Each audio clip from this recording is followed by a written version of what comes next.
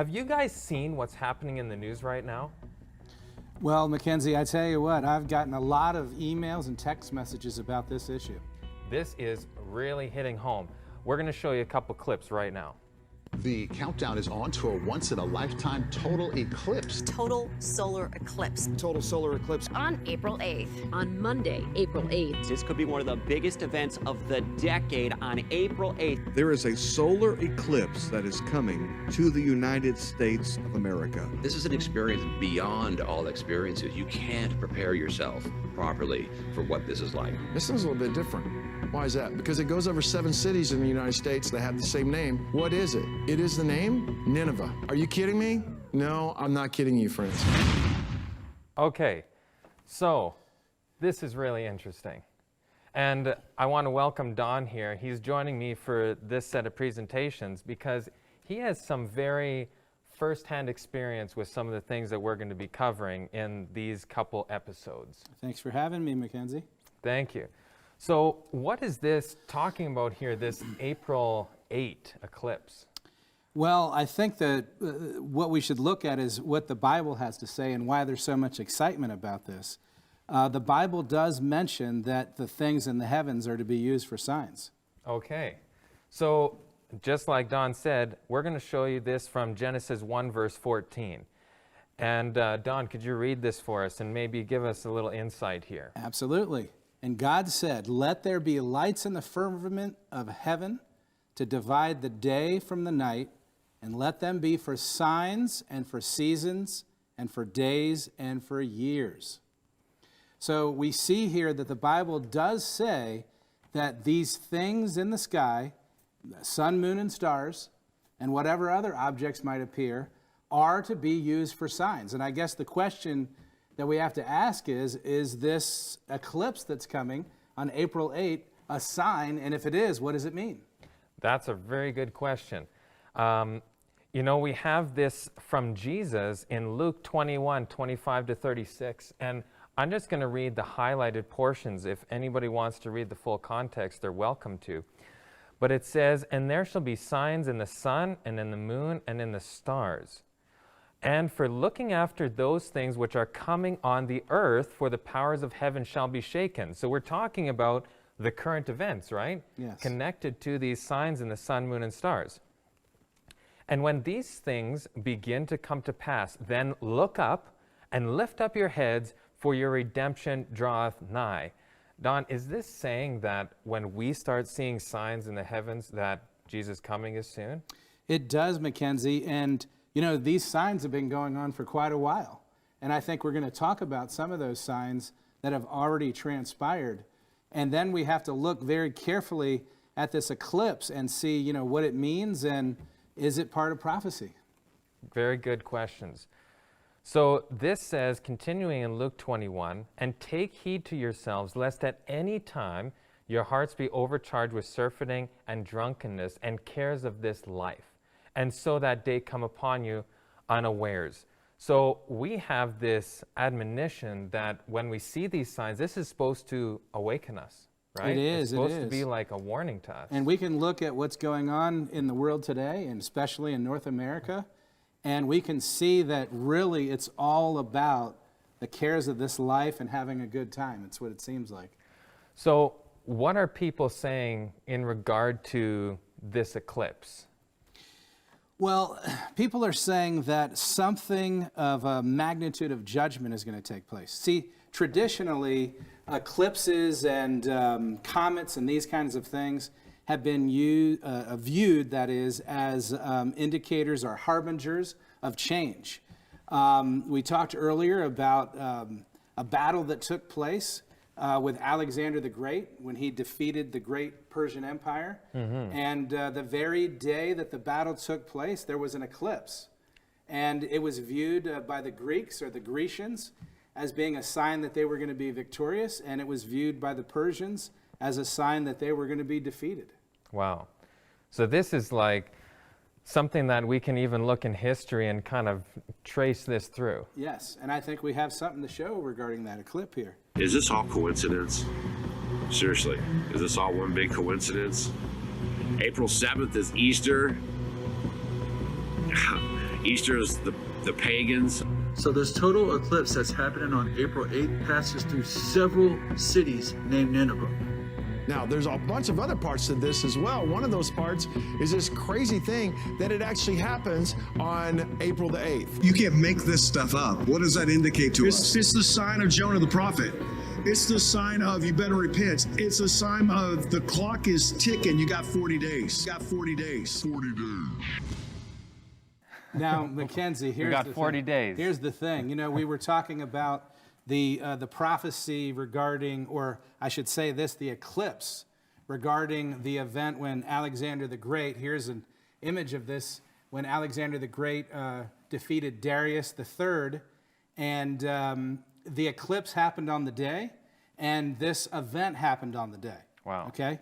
But as we look at some of the other events, the other signs in the heavens, sometimes they happen on the same day, sometimes they happen within the same year, and sometimes they happen years later.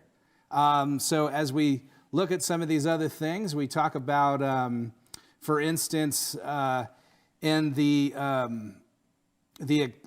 comet that came in 66 AD, the historian Josephus talks about that the comet hung over the city of Jerusalem like a sword, announcing its impending doom. But of course, Jerusalem wouldn't fall for another 3.5 years. But yet, the comet, the sighting of the comet was viewed as a harbinger of what was going to happen to Jerusalem. Wow. So if we look at this specific event here with the battle of Gog and Magog, so in 331, now what I find interesting about it is that the Bible said that this battle was going to take place, right? It and did. that Alexander the Great was going to be victorious. So if we go to Daniel 8, verse 3 to 8, and we're just going to go briefly through this, but it's so clear. It says, and I'm just going to read the highlights, there was a ram which had 2 horns, and then the ram pushing westward, northward, and southward. And then a he-goat came from the west. The he-goat had a notable horn between its eyes. So we have these 2 creatures, 2 beasts, and ran unto him in the fury of his power, smote the ram, brake his 2 horns, no power in the ram to stand before him. So we have this goat, this he-goat that goes and attacks this ram, and it's this like symbols, right? These are figures. symbols, yes. And we need to somehow understand these symbols, right? And then in verse 8 it says, and the he-goat waxed very great, the great horn was broken, and for it came up 4 notable ones toward the 4 winds of heaven. So we have this picture here of the he-goat with the one big horn going at the ram, but the question is, how do we know what this represents? Well, the good news is, Mackenzie, as we go forward into the scriptures in the same chapter, the Bible explains it that here, look at what it says here. The ram which thou sawest, this is in Daniel chapter 8, verse 20 and 21. The ram which thou sawest, having 2 horns, are the kings of Media and Persia. And of course, here it says in the highlighted area, the rough goat is the king of Grecia. Well, that makes it pretty simple. It does. I like that. And so we don't have to guess. Absolutely. Here we have a prophecy, and it says that there's going to be this battle, and that the king of Grecia is going to defeat the kings of the Medes and the Persians. And on this day, there was an eclipse. Well, you just reference other comets, stars, and things like this.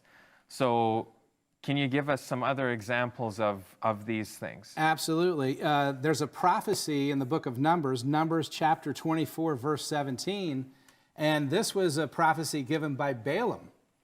And the wise men actually used this prophecy to find the Messiah. Notice what it says here in the highlighted. There shall come a star out of Jacob. And so this is why when the star showed up over Judea at the time of Christ's birth, it had special interest. And of course, it was announcing that there was going to be change. And there was change, wasn't there? There was a big change. This was signifying Jesus' arrival. right? It was. So we have the picture here, the star over, little depiction there. And that is showing again that we have this emphasis on some of these signs, which could lead us in the direction, again, we're going to keep asking this question, are these things significant? Because we don't want to be swept away by any wind of doctrine, and we want to make sure what we're talking about is founded on truth. Absolutely, and this is one of the reasons why so many people are excited about this, Mackenzie, because they look at these stories in the Bible, the story of Jesus, the events that happened, and there's other stories that happened about these phenomenon that take place in the heavens, and so we are to look to these things as being signs. Yes, so like you mentioned, we have this image here. This is from 66 AD, when the star or comet or... Well, most experts say that this was actually Halley's Comet. Okay. And that it comes in these cycles, and it lines up perfectly with the time there at Jerusalem when the original armies of Rome came and then later came and destroyed it. Wow. So then we have this great comet of 1843. The Great Comet of 1843, it came out of nowhere. It was a really bright comet. It was even visible in the daytime. And the eyewitnesses that saw it said that the tail of the comet stretched from one side of the horizon to the other side. And of course, there was a great religious revival that was going on during the 1843 time period. And people believed that Jesus was coming soon. And they looked to this comet right here as an example that something of change was coming. Oh, wow. So now I want to just go to Revelation, because we're seeing all these different symbols, right, Mm-hmm. and signs in the heavens. But I know in Revelation chapter 6, it specifically talks about some of these signs that we're supposed to look for. And we need to identify if these things have happened, when they're coming, and things like this. So let's go to Revelation 6, verse 12 to 14.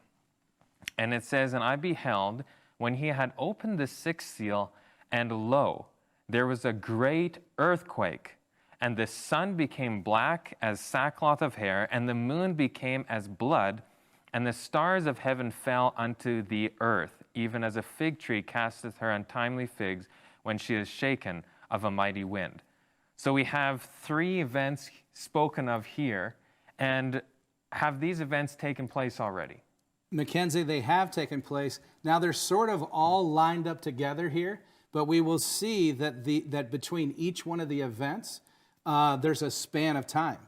And so it starts out here with an earthquake, lo, a great earthquake. Now, it's called the 1755 Lisbon earthquake, but it encompassed more than Lisbon. This is, of course, Lisbon, Portugal. This earthquake was believed to have been felt in an area of landmass the size of 5 million square miles. Wow. So even by today's, it's probably would be the largest earthquake that humans have ever seen. Wow. This is, and like you said, this is incredible that we have these events and in their order sequentially happening just as Revelation said they would. That's correct. So it started in 1755, and then shortly after, in 1780, we had this incredible dark day.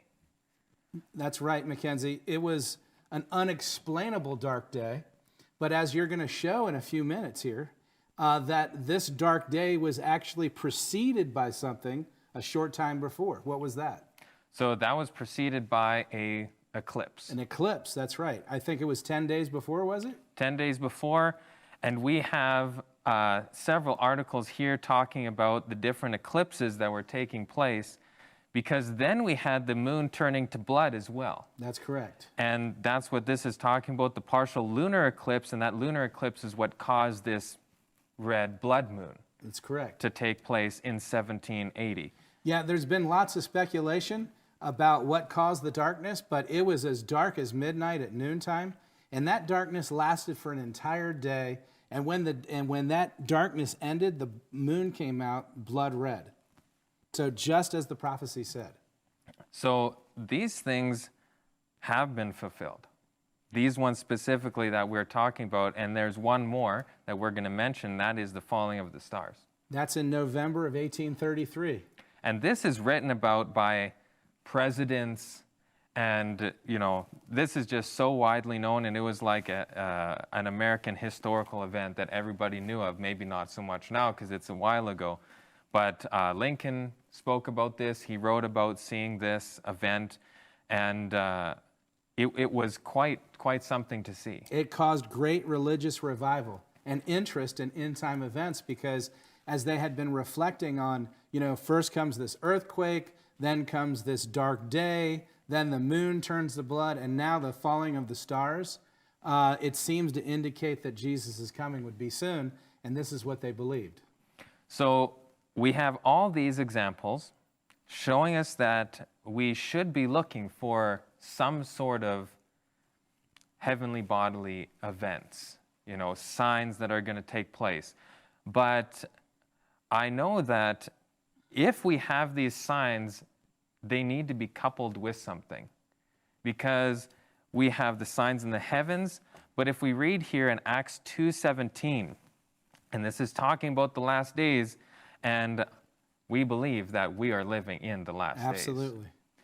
And it says, reading the highlight, "In the last days I will pour out my spirit upon all flesh, and your sons and your daughters shall prophesy. On my servants and on my handmaidens my spirit, and they shall prophesy. And I will show wonders in heaven above." So it's like connecting these two. It is, Mackenzie. Does it make sense that you would show signs in the heavens and then not give some kind of a prophecy to be able to understand what those signs are all about? Well, it would make sense that God gives his message with the signs. Absolutely. And so we should be looking for, we need to cut through all the smoke and the fog about what everybody's saying, and, saying, we got 40 days and all this kind of thing. We really don't know, but what we do need to do is we need to go to the Word of God, and we need to see this, that in the last days that God would work through giving the gift of prophecy again. Okay. Well, that's a very big, interesting topic for sure. So we have, just as you were saying, Amos 3:7, "But he revealeth his secrets unto his servants, the prophets." That's so correct. You're telling me that we should be looking for signs, but not only signs, but dreams, people that have dreams, and depictions of these events too, to correspond. To help us to be able to understand what these signs are saying, because this is what the prophecy back in Acts chapter 2 says, that he's going to pour out his spirit on all flesh.